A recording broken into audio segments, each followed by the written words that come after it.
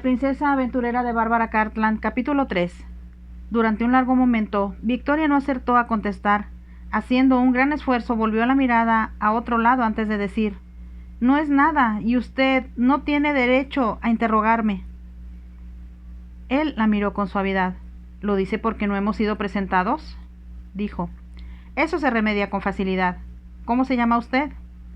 Ella estaba alterada, tan turbada, que contestó sin pensar: «Victoria». Al decirlo, pensó que se había traicionado a sí misma, pero entonces recordó que nadie fuera del palacio la conocía más que por Victorina. Hubo una pausa antes que el hombre a su lado preguntara: «¿Eso es todo?». Ella asintió con la cabeza y él añadió: «Muy bien, si quiere ser misteriosa. Lo acepto como Victoria. Y mi nombre es Miklos». Victoria pensó que Miklos, el equivalente a Miguel en Salona, era un nombre bastante común, y no obstante se dijo que le sentaba muy bien. Tal vez era lo que ella había estado esperando, un arcángel o quizá un caballero andante para defenderla, y especialmente en este momento, alguien que exterminara a los dragones que tanto temía. Como si pudiera leer sus pensamientos y seguir el hilo de su fantasía, Miklos señaló: «Ahora que hemos sido formalmente presentados, ¿por qué no me dice qué la ha asustado?». Instantáneamente, Victoria volvió a sentirse temerosa, y se volvió a mirarlo, impulsiva, sintiendo que, aunque no era nada lógico, podía confiar en él. Cuando estaba cruzando por su mente la idea de que podía decirle la verdad de lo que estaba sucediendo en la posada, oyó voces en la distancia y se dio cuenta de que venían de la dirección de donde estaba situada las 3 campanas. Al instante se puso alerta y comprendió instintivamente que sería peligroso que el príncipe Boris y los hombres que andaban con él la vieran en el bosque, a pesar de que ahora había alguien con ella. Existía la leve posibilidad de que la hubieran visto llegar en la carreta del acarreador, y si sospechaban que podía haberlos oído, sin duda la interrogarían. Victoria, sin detenerse a pensarlo, le dijo a Miklos: «¡Pronto! Debemos escondernos». «¿Por qué?». «No hay tiempo para explicaciones», contestó ella. «Tome su caballo y corramos a ocultarnos entre los árboles». Sin saber si él estaba de acuerdo, se metió entre los árboles a sus espaldas, internándose más y más en el bosque, mientras escuchaba que las voces en la distancia se iban acercando. Solo después que se abrió paso entre las tupidas ramas de los árboles, se dio cuenta que Miklos la seguía. Oyó el tintineo del arnés de su caballo, y cuando por fin Victoria se detuvo y se volvió jadeante por la prisa con que avanzaba, advirtió que él estaba muy cerca. Iba conduciendo su caballo por la brida, y ahora, cuando se detuvo a su lado, ella notó con alivio que una barrera de hojas los ocultaba de quienes pasaran por el sendero. Pese a ello, a través de la barrera de hojas, Victoria se dio cuenta de que se habían ocultado justo a tiempo. Avanzando en una sola hilera por el camino del bosque que iba de la posada hacia la montaña, galopaban 3 jinetes, y cuando pudo ver el rostro del primero, estuvo segura de que era el príncipe Boris. Era un hombre moreno, de facciones afiladas y un pequeño mostacho sobre una boca cruel. Una sola mirada le bastó a ella para darse cuenta de que era duro e implacable, y sin duda, los demás lo miraban con temor más que con respeto. Estaba vuelto ligeramente en la silla, porque venía hablando con los hombres que cabalgaban detrás, y aunque había bajado la voz y ella no podía escuchar lo que decía, no cabía la menor duda de que no sospechaba que lo estaban observando. Mientras él pasaba, Victoria se preguntó a dónde se habrían ido los otros 3 hombres. Tal vez, pensando que sería un error que los vieran juntos, los demás habrían tomado una ruta diferente. Al ver pasar el último jinete, se le ocurrió una idea. Aunque el príncipe Boris había dicho que era mejor atacar cuanto antes, explicó con claridad que tendría que ver a Titov esa noche o al día siguiente, lo cual significaba que no intentaba dar un golpe de estado, cuando menos durante las próximas 24 horas. «Eso me dará la oportunidad», razonó Victoria, «de tocar con el profesor para el rey como se había planeado, y habré salido de Salona antes que el príncipe Boris inicie su revolución». Pensó que justo antes de salir del país, o cuando menos inmediatamente después de volver a casa, notificaría a alguien provisto de autoridad lo que iba a suceder, con la esperanza de que fuera tiempo todavía de evitar que el príncipe Boris llevara a cabo sus intenciones de apoderarse del trono. Como era una inspiración súbita, todo pasó con rapidez por su mente. Sintió que se había salvado en el último momento de involucrarse en un asunto peligroso. No debía mencionar aquello a nadie, desde luego, y solo lo haría cuando fuera ya de nuevo la princesa Victorina de Radoslav, y no la muchacha campesina que pretendía ser una integrante del cuarteto del profesor. No acertó a inventar alguna explicación sobre cómo la princesa pudo haberse enterado de cosas que eran secretas y de vital importancia para otro país. Pero eso no era urgente por el momento. Todo lo que importaba ahora era evitar mezclarse en un escándalo que horrorizaría a sus padres y que podía traer como consecuencia que el profesor fuera encarcelado por ayudarla en su escapada. Ya todo está muy claro en mi mente y sé lo que debo hacer, pensó con alivio, cuando el ruido de pisadas de los caballos se perdía ya en la distancia. Se volvió para sonreír a Miklos y notó que él estaba más cerca de ella de lo que había pensado, y su caballo estaba suelto otra vez. Cuando levantó la vista hacia él, Miklos la estaba mirando con la misma fijeza que antes, y había, a la vez, una leve sonrisa en sus labios. Ahora, dijo, estoy esperando a que me diga por qué teme al príncipe Boris. ¿Sabe quién es él?, preguntó Victoria. Por supuesto. Ella se sorprendió, pero entonces cruzó por su mente la idea de que tal vez este desconocido, de quien no sabía nada, podía estar involucrado con el príncipe. Quizá era uno de sus seguidores. Mientras la asaltaban estos pensamientos, Miklos dijo en un tono diferente de voz, un poco más brusca: ¿Qué significa el príncipe Boris para usted y por qué le tiene miedo? Victoria notó la expresión de sus ojos, le pareció, aunque de forma vaga, un poco insultante, y volvió la mirada hacia otro lado. No dije que le tuviera miedo, contestó, solo que no quería que me vieran sola en el bosque. Eso es muy sensato, contestó Miklos, pero creo que está mintiendo. Victoria se puso rígida.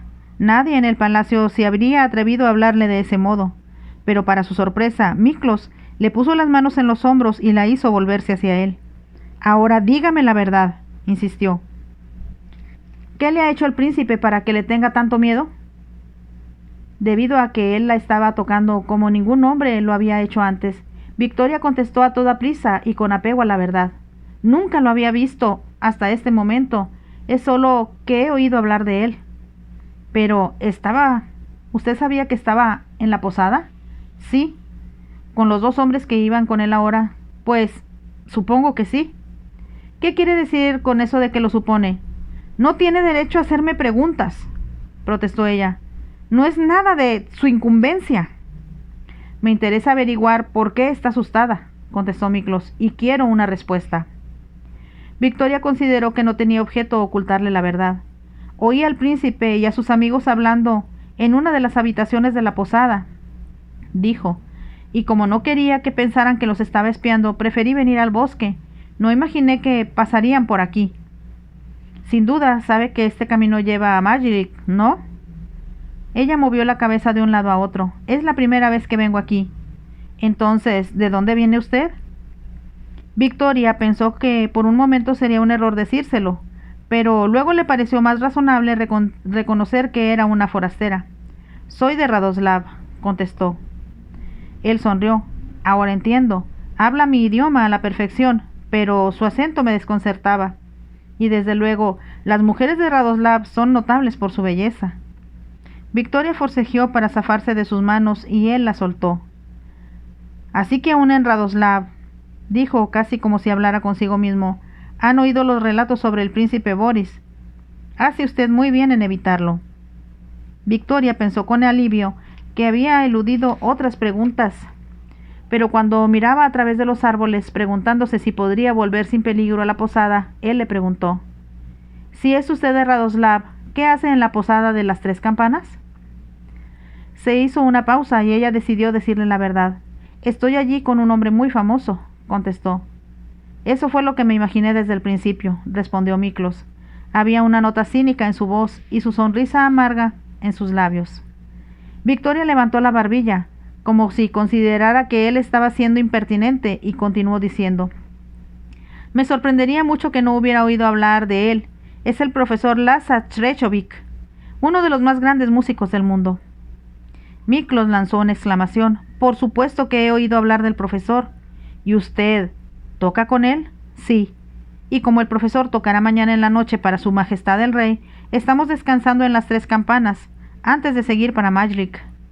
¿Usted va a tocar en el palacio?, preguntó Miklos. Victoria pensó sonriendo para sí que estaba impresionado y esperó que eso lo hiciera comportarse con ella con más propiedad. Su Majestad ha pedido al profesor que lleve su cuarteto al palacio, contestó, para que toque ante un huésped suyo. Es desde luego un gran honor y estoy esperando con ansia que llegue el día de mañana. ¿Usted forma parte del cuarteto del profesor? Yo toco el piano. ¿Es posible que siendo tan hermosa pueda ser además excepcionalmente talentosa? Ella se echó a reír. Ahora está siendo lisonjero, exclamó.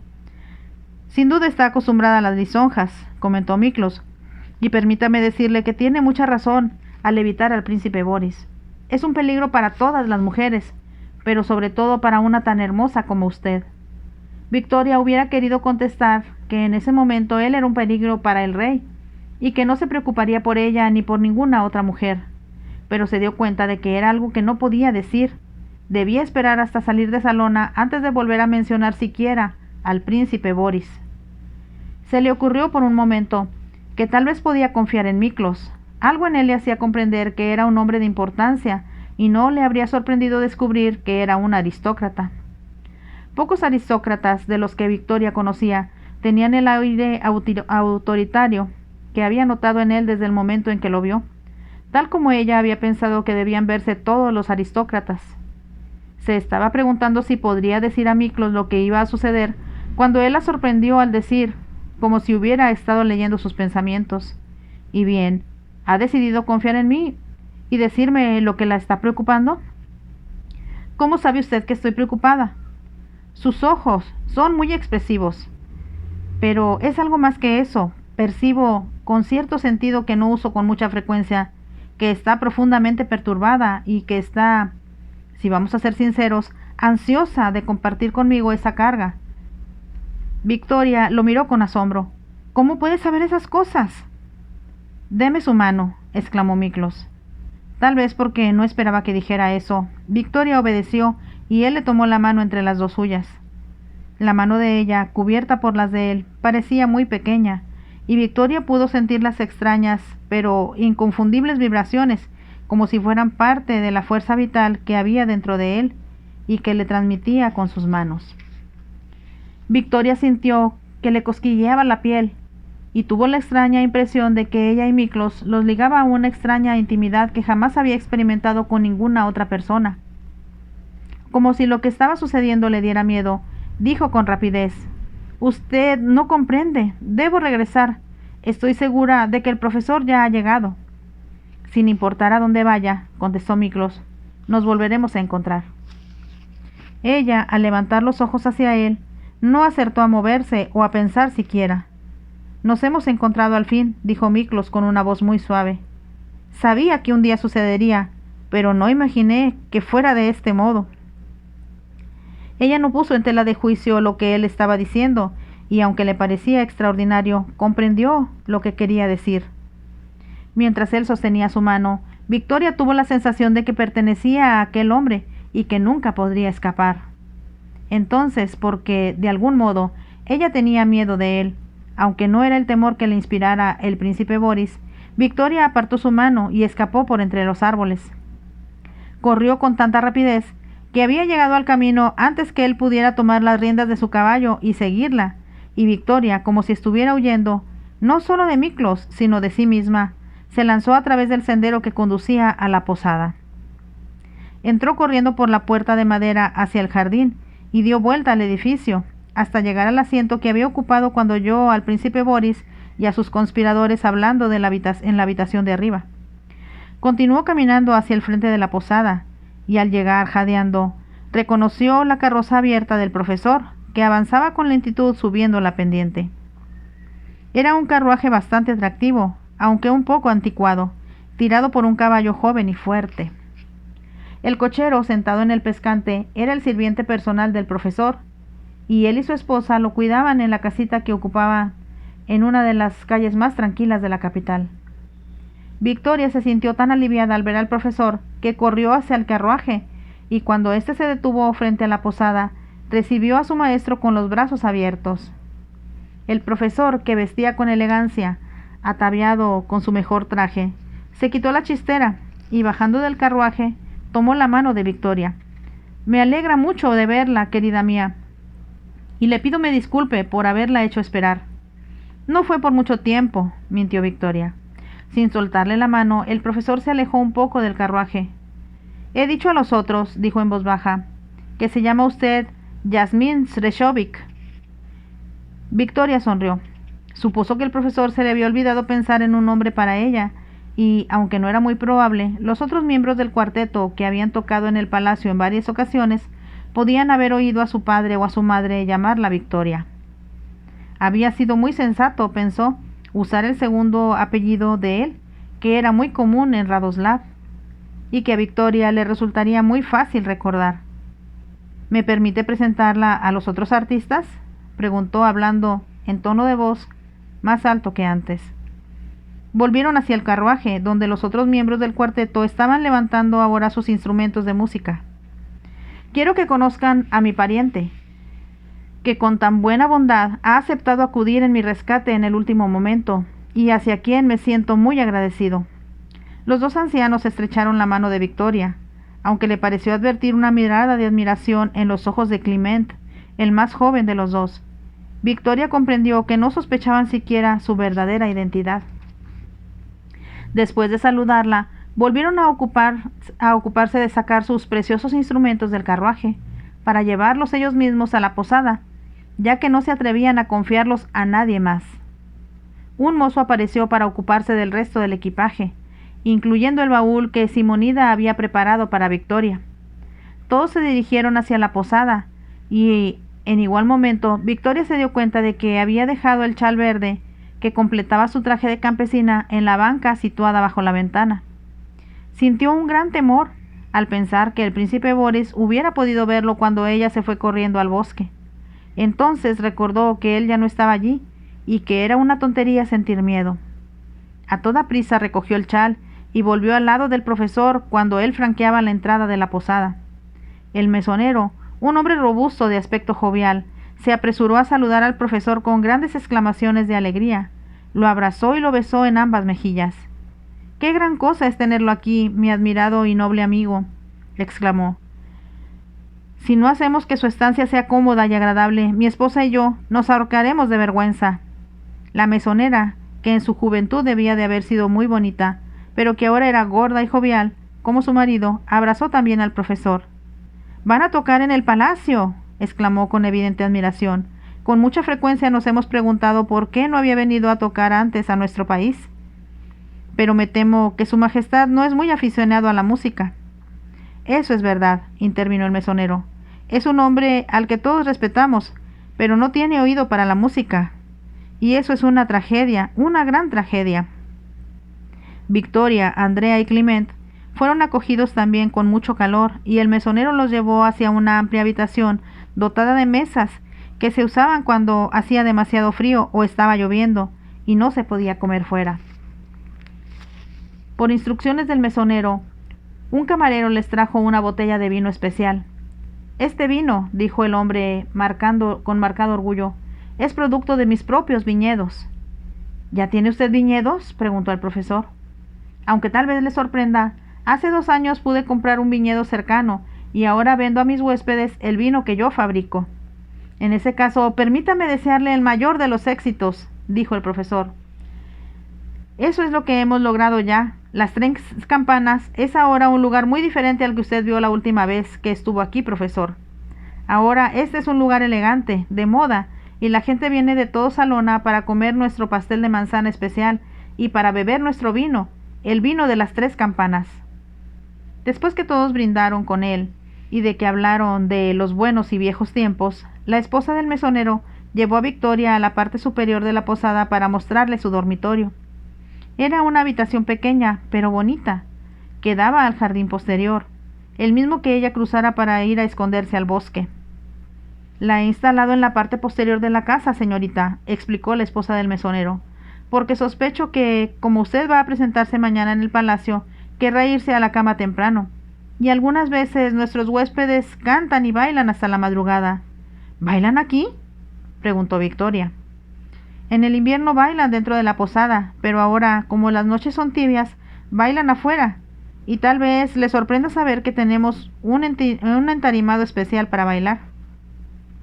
Victoria pareció desconcertada, y la esposa del mesonero le explicó que había construido un piso de madera bajo los árboles, para que aquellas que desearan bailar lo hicieran al aire libre, pero con la misma comodidad que tendrían en un salón de baile. Victoria recordó que había notado, al mirar las pequeñas glorietas y las mesas en el exterior, que una pequeña área estaba cubierta con una tela alquitranada de color verde. No le había prestado mucha atención antes, pero ahora comprendió que era la pista de baile. Cuando la mujer se marchó, Victoria se aseó y bajó a buscar al profesor. Él y sus compañeros se encontraban sentados bajo los árboles y decidieron, en cuanto la vieron llegar, que debían entrar y ensayar. «Tenemos que trabajar mucho», dijo el profesor con severidad, «para que no haya el más pequeño error mañana en la noche. Como hace tiempo que no toco en Salona, todo mi prestigio está en juego». «No debe preocuparse, profesor», observó Andrea. «Sin importar cuántos músicos visitantes hayan tocado en esa corte, ninguna puede hacerlo como usted». «Espero que eso sea verdad», contestó el profesor. «Pero su majestad no es aficionado a la música». «Pero su huésped debe serlo», opinó Clement. «Mis amigos me han dicho, ya que se trata del príncipe Frederick, heredero de la corona de Croacia», contestó el profesor. Se detuvo un momento antes de añadir: «Ya no debe ser joven como era cuando lo conocí, pero en aquel entonces era un apasionado de la música. Toqué para él varios años y me dijo que nunca había disfrutado tanto escuchando a un violinista como en esa ocasión». El profesor habló sin vanidad, pero no cabía duda de que se sentía muy halagado de que el príncipe lo hubiera recordado y hubiera pedido de forma especial que tocara para él. «En ese caso debemos asegurarnos de que no sufra una desilusión mañana», sugirió Clement. «Y como hay un elemento nuevo entre nosotros, será mejor que nos pongamos a trabajar cuanto antes». Al advertir la juventud de Victoria, tanto Clement como Andrea se habían sentido inquietos, temerosos de que pudiera hacerlos quedar mal, sobre todo por el profesor. Pero cuando ella empezó a tocar el piano en la habitación destinada a los ensayos, dejaron de preocuparse al respecto.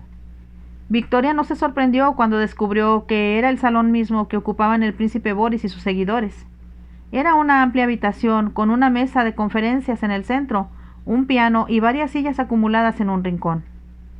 Pensó que tal vez ahí se realizaban conciertos informales durante los meses de invierno. Miró a su alrededor, preguntándose si el príncipe Boris habría dejado tras él alguna prueba acusatoria. Pero no había nada en la mesa donde se suponía que había estado sentado, y se dijo que el príncipe era demasiado astuto para hacer una tontería que pudiera poner en peligro el plan de derrocar al rey y usurpar el trono. ¿Cómo podría lograr algo tan difícil?, se preguntó. Pero recordó que en numerosas ocasiones se había intentado revoluciones en países pequeños como Salona. De hecho, todos los monarcas de Europa vivían temerosos de los anarquistas, que deseaban destruirlos por la simple razón de que estaban en el poder. Sin embargo, estaba segura de que la situación que el príncipe Boris estaba creando era única y por lo tanto sería una sorpresa para el rey y para todos sus simpatizantes. «Yo soy la única persona que puede detenerlo», pensó, y se sintió temblar de preocupación ante aquella gran responsabilidad. Empezó a tocar con el resto del cuarteto y se obligó a concentrarse solo en la música. Interpretaron 3 veces todo el programa que el profesor había interpretado para el rey antes que él se sintiera satisfecho y los mandara a descansar.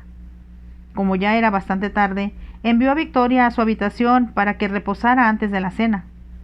Después de cenar, dijo: «Debemos retirarnos a dormir para poder salir mañana temprano». Miró a su alrededor como si esperara alguna oposición a la idea. Como nadie hablara, continuó diciendo: «Quiero que ensayemos de nuevo al llegar al palacio, para probar cómo suena el piano, entre otras cosas. También debo estar seguro de que la acústica es buena. Eso es tan importante para mí que no quiero correr el menor riesgo». «No, desde luego que no, profesor», reconoció Andrea. Haremos lo que usted nos pida. Por ahora descansaremos media hora y bajaremos a cenar, dijo el profesor. Yo voy a dormitar un poco, tal vez. Victoria sospechó que el profesor había pasado una noche inquieta, pensando en el riesgo que estaban corriendo al llevarla a ella consigo. Para tranquilizarlo, le sonrió y se marchó obediente, porque él se lo había pedido, a descansar a su habitación. Permaneció acostada sin dormir, pensando en todas las cosas extraordinarias que le habían sucedido. No era solo el haber escuchado al príncipe Boris discutiendo el complot, sino también el haber conocido a Miklos. Era, sin duda alguna, el hombre más apuesto que ella hubiera visto en su vida, pero tenía algo, además, que lo hacía diferente a todos. Su aspecto no era convencional. Tuvo la impresión de que era como un águila, arrogante y peligroso, y al mismo tiempo el rey de las aves, al que todos los demás pájaros, grandes o pequeños, respetaban y reverenciaban. Estoy segura de que puedo confiar en él, se dijo, preguntándose a la vez por qué pensaba eso y si no corría demasiado riesgo al hacerlo. Si ella hubiera confiado en él, tal vez Miklos habría insistido en que relatara su historia a una autoridad superior. Tal vez si lo veo más tarde, se dijo. Le preguntaré si puede esperarme aquí cuando viaje de regreso a Radoslav. Le diré en el momento en que me disponga a partir lo que va a suceder. Para entonces no podrá detenerme, porque tendré que marcharme con el profesor, y si después llegara a buscarme, no me encontrará ya. Le pareció la solución más sensata a su problema, aunque temió estar posponiendo demasiado las cosas, lo cual podría dar lugar a que el príncipe Boris atacara antes de que ella hubiera salido del país. En ese caso, la caída de la monarquía sería culpa suya. No hay más nada que yo pueda hacer, dijo en voz alta, como si estuviera defendiendo su caso ante un juez. No puedo involucrarme, ni involucrar al profesor en este lío. No pudo conciliar el sueño y después de un rato se levantó y se sentó frente a la ventana. Pensó que si caminaba de nuevo por el bosque, tal vez volvería a encontrar a Miklos. Fue tonto de mi parte escapar de ese modo, se reprochó. Se dijo también que a su madre le habría parecido muy reprensible que ella deseara verlo otra vez. Más tarde, mientras saboreaba una deliciosa cena en una de las pequeñas glorietas, el profesor, un tanto turbado, le dijo que había prometido al dueño de la posada, debido a que era un viejo amigo suyo, que tocarían 1 o 2 piezas para sus huéspedes durante la velada. No imaginé, antes que llegáramos aquí, dijo, que las 3 campanas hubiera cambiado tanto, pero como pueden ver, el lugar empieza a llenarse y el mesonero me dice que tiene de a 40 a 50 parroquianos todas las noches, y más aún los fines de semana. La comida es en verdad deliciosa, contestó Clement, y las camas son cómodas, añadió Andrea. El profesor se echó a reír. Me temo que van a tener que pagar por tales comodidades, comentó. No en efectivo, porque mi amigo insiste en que no aceptará un solo penique de nosotros, sino ofreciendo la actuación que se nos ha pedido. Dadas las circunstancias, dijo Clement riendo, ¿cómo podríamos negarnos? Eso fue lo que yo pensé, reconoció el profesor. Al decir esto, sus ojos se detuvieron en Victoria, y ella comprendió que le estaba pidiendo disculpas en silencio. Era incorrecto, desde luego, que la princesa tocara en un lugar público, donde podía ser vista por cualquier persona que pudiera pagar lo que consumiera. Ella aceptó sin protestar, ya que, como invitados del mesonero, habría sido ingrato y descortés de su parte no hacer nada por pagar el alojamiento y la alimentación que estaban recibiendo. Por lo tanto, le sonrió al profesor y dijo para tranquilizarlo, «Por supuesto que debemos hacer lo que nos piden, y espero que nuestra música no solo cubra la cuenta, sino que equivalga también a una generosa propina». Todos se echaron a reír al escucharla, y Victoria pensó, como ya lo había pensado antes, que era muy divertido estar sola con 3 hombres. Escuchaban lo que ella decía, algo que su padre no hacía nunca, y se sentía ligada a ellos por el amor a la música. El sol empezaba a ocultarse en medio de un resplandor dorado, y los sirvientes de la posada empezaron a encender las linternas chinas que colgaban de las ramas de los árboles. En todas las mesas se colocó una linterna pequeña, con una vela en el centro, que arrojaba una suave luz dorada. La gente, pensó Victoria, sin duda pagaba con mucho gusto por el buen vino que se servía ahí, así como por la comida que a ella le pareció tan bien preparada, y deliciosa como cualquiera que hubiera comido en el palacio de su padre. Pronto los sirvientes quitaron la tela verde alquitranada, y solo quedó el entarimado muy bien pulido y barnizado, para que pudieran bailar quienes lo desearan. Trajeron también un piano de la posada y lo colocaron a un lado. Victoria se había enterado de que una pequeña banda de músicos locales tocaba ahí todas las noches. Uno de ellos andaba ya caminando entre las mesas, interpretando con su violín las melodías populares que le pedían los parroquianos. Todo era tan diferente a cuanto ella había conocido, que pensó que atesoraría siempre esa experiencia en su memoria. Varias veces le llenaron las tazas del café y le sirvieron a las damas licores de fresas y de moras y coñac a los caballeros. El dueño de la posada subió al entarimado y un músico tocó una llamada de atención con el piano, que hizo callar a los comensales. Damas y caballeros, amigos y clientes, bienvenidos esta noche, como siempre, dijo con voz profunda y resonante. Hoy tengo una sorpresa para ustedes. Es algo tan sensacional que lo recordarán por semanas y meses enteros, y tal vez por el resto de sus vidas. El público escuchaba con gran atención y él continuó. Esta noche tenemos el honor y la alegría de contar con la presencia de uno de los más grandes músicos, no solo del país, sino de toda Europa. Ha tocado en París y en Viena, y en Belgrado dicen que el techo estuvo a punto de venirse abajo por los aplausos. Esta noche aquí, con su famoso cuarteto, el legendario y único profesor Lazar Srejovic. Los espectadores de mayor edad lanzaron una exclamación ahogada y estalló un fuerte aplauso. Los aplausos retumbaron en la noche y parecieron elevarse al cielo, donde empezaban a aparecer las estrellas. Como era evidente que el profesor experimentaba un gran placer, y que Victoria lo amaba y sabía lo mucho que significaba para él, que no lo hubieran olvidado, sintió que las lágrimas llenaban sus ojos. El profesor se levantó y tuvo que hacer una docena de inclinaciones de cabeza antes de que se acallaran los aplausos. Y ahora, continuó el mesonero, voy a pedir al profesor y a su cuarteto que toquen para nosotros. El profesor salió de la glorieta en dirección al piano, y Victoria, Andrea y Clement lo siguieron un momento después. Ella, desde luego, no se había cambiado después de descansar, sino que se puso el mismo vestido de campesina.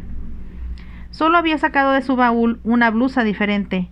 La que ahora llevaba puesta estaba bordada más elaboradamente que la que usara esa mañana.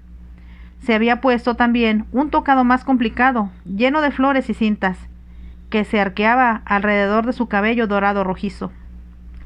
Cuando siguió al profesor, comprendió que había sido un error mostrarse demasiado llamativa, y él, como si pensara lo mismo, ordenó a dos de los camareros que movieran el piano de modo que ella quedara de lado para la mayoría de la gente que los estaba mirando. El profesor levantó su violín y lo colocó bajo su barbilla, y Victoria se dio cuenta de que, con toda deliberación, se había puesto de pie frente a ella. Clement y Andrea se colocaron al otro lado. El profesor, de frente al público, empezó a tocar una ligera combinación de canciones folclóricas que los presentes conocían tan bien como su himno nacional. Se escuchó un estruendoso aplauso cuando terminaron de tocar.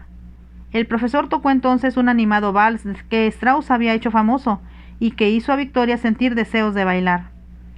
Llevaba un complicado acompañamiento de piano y ella tuvo que concentrarse en lo que estaba tocando y tratar de no pensar en nada más. Solo cuando el vals terminó y el aplauso se levantó como el rugido de un mar embravecido, sintió que sus ojos eran atraídos hacia una de las glorietas más alejadas. Al mirar hacia su interior, el corazón le dio un vuelco, porque Miklos estaba ahí. Se encontraba solo y la estaba mirando. Era, pensó, como si estuviera de pie junto al piano y la tuviera cautiva ahí, como la había tenido en el bosque. Entonces oyó decir al profesor: «Gracias, amigos míos, y ahora, como última pieza, voy a tocarles una de mis propias composiciones, que está dedicada a mi patria, y a sus hermosas mujeres, a las que también amo». El público se echó a reír al oír sus últimas palabras, y el profesor, a continuación, tocó una pieza que él había compuesto, y que, en opinión de Victoria, era la más bella canción de amor que ella había escuchado nunca. La había tocado con tanta frecuencia que el profesor, cuando le daba las lecciones, casi no necesitaba dirigir sus dedos, que se deslizaban con suavidad por el teclado. Y sin embargo, esa noche sabía que estaba tocando mejor que nunca en su vida. Aunque no se preguntó la razón, Comprendió que se debía en gran parte a que Miklos estaba escuchando.